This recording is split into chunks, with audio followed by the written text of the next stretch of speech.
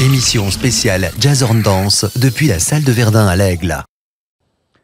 De retour sur Radio Sensation, nous sommes toujours dans l'Orne, à l'Aigle, charmante petite ville qui se trouve dans le Pays d'Ouche, et nous accueillons l'inauguration d'ouverture du festival Jazz Horn Dance. C'est la 12e édition. On a démarré un samedi puisque Arthur, étant superstitieux, on n'a pas fait le vendredi 13, on a fait donc le samedi 14 pour ce festival chorégraphique qui va cheminer sur Alençon, sur Mortagne et sur Argentan également d'ici la fin de ce mois d'octobre. Je reçois 3 invités pour ce plateau. Nous avons Myriam Legendre qui est la directrice culturelle de la ville de l'Aigle. Myriam, bonjour. Bonjour. Je reçois Franck Ginisti qui est le président de l'association, je reprends mes notes, Les Hommes Fourmis. Alors il fourmille sans doute de bonne volonté et d'idées. Franck, bonjour. Bonjour.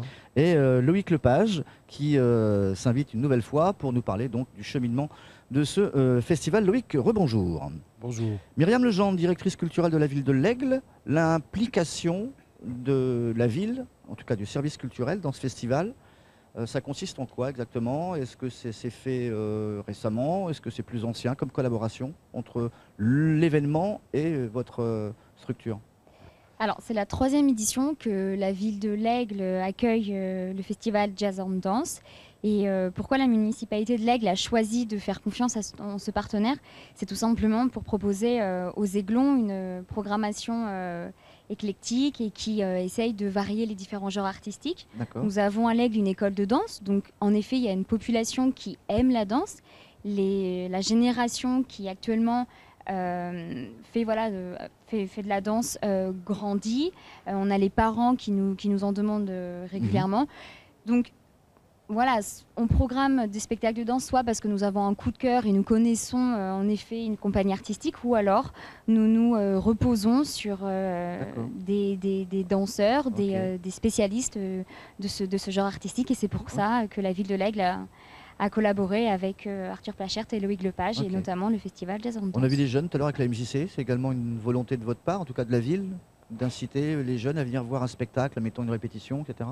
Alors, c'est une part, en effet, oui, la volonté de la ville de proposer à chaque fois des rencontres avec les jeunes, mais c'est aussi parce que la MJC essaye de développer sa structure, est toujours friand de rencontrer des artistes. C'est vrai qu'on les associe très régulièrement.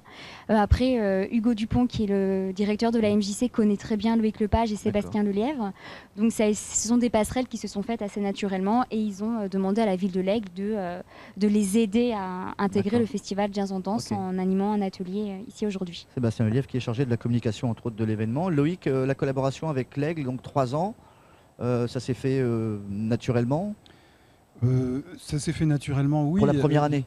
La première année, en définitive, il faut savoir que nous étions à l'Aigle une première fois, ça remonte déjà au tout début de l'existence du festival. On avait invité d'ailleurs Claire Moineau, une artiste chorégraphique hip-hop, et on était venu faire un atelier ici à l'Aigle, et d'ailleurs par le biais de l'association de Franck, parce que Franck aussi est une association, finalement c'est une association locale, mais qui s'intéresse à tout ce qui est sur les aspects culturels, socioculturels de la ville, et porte, pour membres des publics divers, et notamment des jeunes, des moins jeunes, enfin bon voilà. Mais donc il y a eu un lien entre d'abord des associations locales de l'Aigle, entre le festival et nous autres. Et en fait, ils se sont intéressés déjà aux manifestations que nous faisions déjà à Alençon et puis à Mortagne. D'accord. Franck, vous êtes plutôt dans le développement durable, maintenant. Comment on fait la passerelle entre la danse contemporaine, le jazz, et ce que vous faites habituellement? Alors effectivement, comme disait Loïc, on a eu le plaisir et l'immense bonheur de découvrir Arthur et Loïc avec leur projet il y a maintenant 7 ans. Et à l'époque, on avait un café associatif dans lequel on était déjà locavore. Et donc, du coup, tout naturellement, on a accueilli Claire Moineau et l'équipe Loïc, Arthur sur le volet restauration. Et on pratiquait également ce qu'on appelait, nous, les guinguettes de rue, où on avait déjà fait venir des collectifs d'Alençon, notamment AMH, pour faire parce que les cultures urbaines, pour nous semblaient intéressantes comme moyen comme levier pour travailler les démarches participatives et collaboratives, qui sont tout le propos de notre association.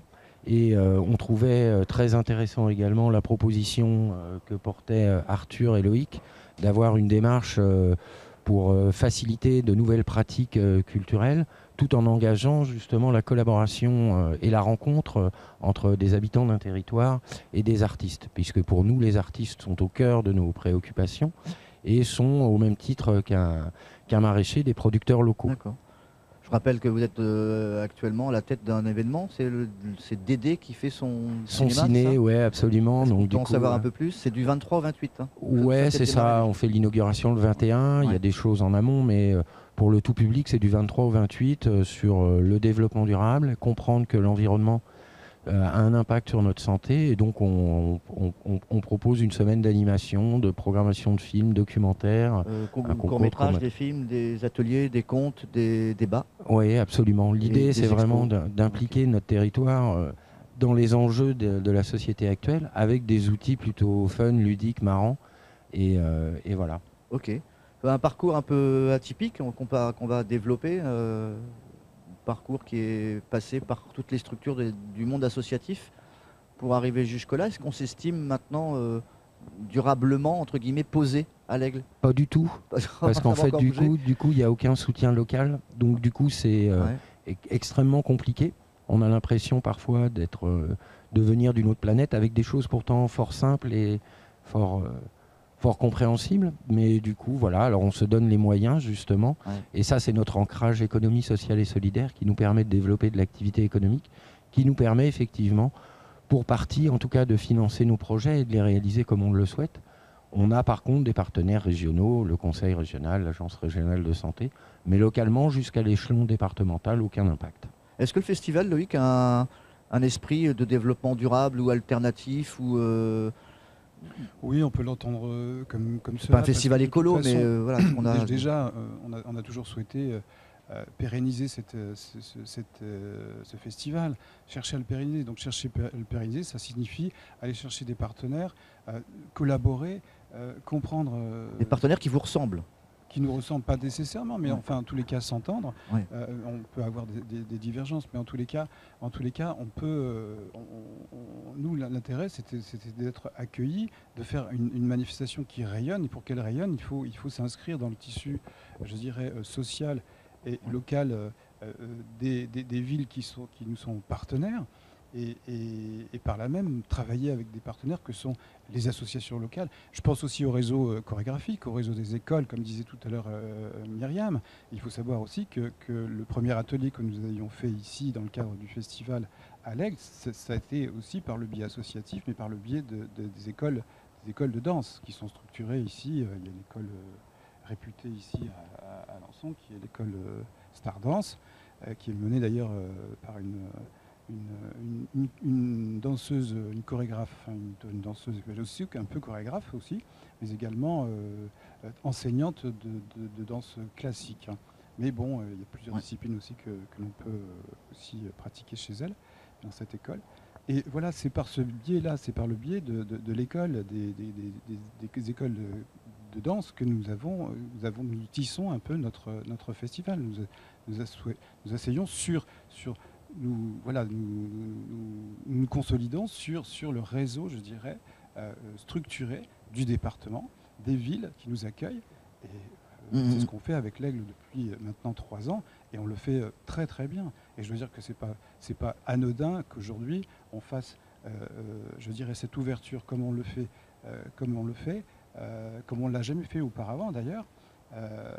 Ici donc à l'Aigle, parce qu'il y a un climat de confiance et de solidité, je dirais, en tant que partenaire avec l'Aigle. Myriam, je ne sais pas si vous serez encore là dans les prochaines années, mais ça sent un peu l'histoire d'amour qui va se continuer. Un partenariat qui risque encore de se fidéliser longtemps avec ce festival. C'est le souhait de la ville, sans doute. Alors, après, vous n'êtes pas décisionnaire de tout. Je ne connais pas forcément le souhait de la ville. Après, moi, je suis amenée à rester ici.